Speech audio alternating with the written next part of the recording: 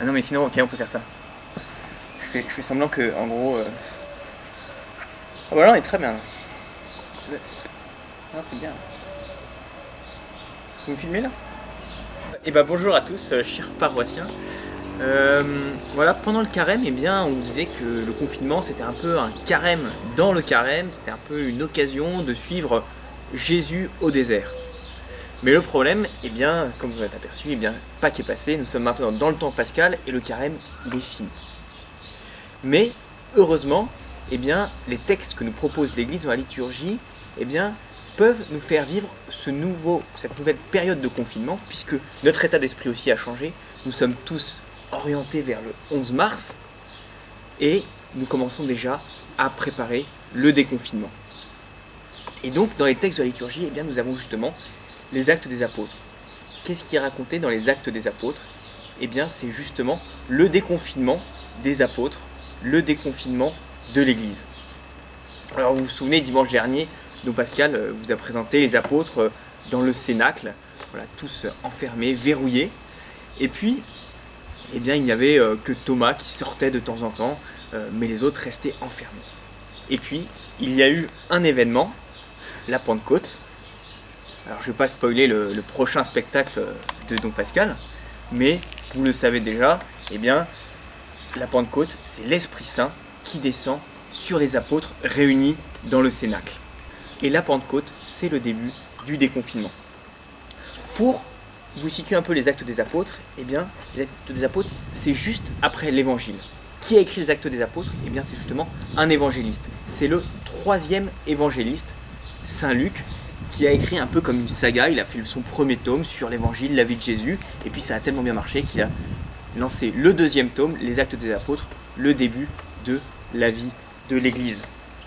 Je vous invite peut-être, pendant ce temps de confinement, à prendre le temps d'ouvrir votre Bible pour relire eh bien, les actes des apôtres. Voilà, c'est un récit absolument fascinant de voir comment l'évangile en quelques années eh bien, s'est répandu dans toute la Méditerranée. Voilà. C'est intéressant évidemment d'un point de vue historique, mais aussi je pense que ça peut nous éclairer aujourd'hui, car la parole de Dieu est vivante et elle vient répondre à nos questions aujourd'hui. C'est intéressant pour répondre à ces questions. Comment allons-nous vivre ce déconfinement? Voilà. Les apôtres se sont posés la même question. Pierre aurait pu très bien dire, ça fait 50 jours qu'on est bloqué dans cette maison en plein cœur de Jérusalem. Dès qu'on sort de là, moi je retourne en Galilée et je vais prendre un bon barbecue avec mes copains. C'est pas ce qu'il a fait. Parce que la question qu'il s'est posée, eh bien, il s'est dit, quel est le plan de Dieu pour nous? Qu'est-ce que Dieu veut faire de nous? Où veut nous mener l'Esprit Saint? Et donc, ils se sont appuyés sur l'Esprit Saint, et les fruits ont été incroyables. Déjà, leur courage insoupçonné. Ils ont affronté la persécution, ils ont affronté le danger. Le deuxième fruit, eh bien, c'est qu'ils ont bousculé leurs habitudes. Les apôtres, eh bien, ont abandonné certaines pratiques de la religion juive, comme des rites, des interdits alimentaires, comme la circoncision. Et puis, la troisième chose, c'est qu'ils ont mené des projets auxquels ils n'auraient jamais pensé. Ils sont allés jusqu'au bout du monde pour annoncer l'évangile. Pierre est allé jusqu'à Rome, Philippe en Grèce, Matthieu en Éthiopie et Thomas est allé jusqu'en Inde. Alors pour nous, évidemment, ce déconfinement, eh bien, nous n'irons pas au bout du monde. En tout cas, ça ne semble pas être dans les projets du gouvernement. Mais en revanche, nous pouvons nous poser la même question que les apôtres. Qu'est-ce que Dieu veut pour nous? Qu'est-ce qu'il veut que nous vivions pendant ce temps de déconfinement? Voilà. Je vous laisse avec cette question que l'on va encore pouvoir méditer quelques jours, même quelques semaines, pendant ce temps pascal. Attends, je remets ma mèche. Ah non, il n'y a plus. Il n'y a plus ma mèche. Ah non, il là. n'y a plus de mèche.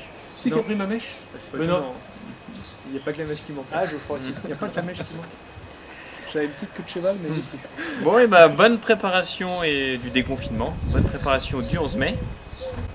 Voilà, et puis donc pour sortir, il faut penser à apprendre à se déconfiner comme les apôtres en ouvrant les portes et les volets. Voilà. Tout grand. Comme Ah oui, ça. les courants d'air. Ça fait du bien, les courants d'air. Ça fait circuler les microbes et tout. Ça fait rentrer le soleil, c'est important. Les fêtes du 11 mai, une fête religieuse, celle dans laquelle on va rencontrer le Christ. Et puis, voilà, pour ceux qui n'ont pas l'occasion qui n'ont pas le courage plutôt de lire les Actes des Apôtres, et ben comme tout livre à succès, ça a été adapté en film. Donc on vous propose 2 films, Pierre, voilà, Saint-Pierre, et puis Saint-Paul. C'est des films que vous trouverez sur le site Sage, S-A-J-E. Voilà, je me trompe, voilà, J comme Jésus. comme Jésus, c'est facile. Et c'est en VOD, voilà, donc c'est ouvert à la location. Vous pouvez regarder ces films en famille et ça vous permettra d'avoir les Actes des Apôtres en images. C'est pas comme Sage avec un G comme vos enfants qui sont sages. Voilà. Vous avez le droit de regarder comme ça. d'autres films, hein, mais aussi celui-là. Ouais. Et aussi- On vous recommande cela. Et puis l'Esprit Saint, il est caché, mais il est là. Hein. Oui, ah, il y a ah, l'Esprit Saint, là, l'Esprit Saint, là, la petite colombe voilà. là. Est-ce que- Qui Et descend sur les on l'entend apôtres. aussi, écoutez. Non, Non, il y a c'est des là, oiseaux, c'est il y a des des oiseaux, oiseaux. ouais. Ah, c'est là. Non, il n'y a pas besoin de bruitage, il y a des choses pas besoin de naturelles. caca. Attends, mais je suis dessous, moi, ça craint, non? Ah oui, non, l'Esprit Saint, il n'y a pas de croix. D'accord. Il est tout pur. Ah oui, donc. Il est Bon, rentré allez, dans la maison. allez, c'est un Bon, signe. salut. C'est un signe. Tu l'entends pas, Pascal visiblement n'a pas entendu la colombe qui... Ah ouais, non, mais je crois que tu Si voulais que tu je te fasse un tais, là, tout de bruitage ou suite, quoi. tu l'entends. Je viens de ça, quoi. Allez, voilà. L'Esprit Saint s'en est parti. C'est une colombe? Vous avez fait fuir l'Esprit Saint. C'est pas pigeon ça? Ah, c'est une colombe. Ah non, le pigeon ça fait brou, brou. C'est ça? Brou, brou. Ah, Maurice, tu sais bien faire ça, toi. Vas-y, je vais faire. Et les mots pour ça, c'est deux petites c'est. Cela nous. Voilà. Ouais, c'est bon.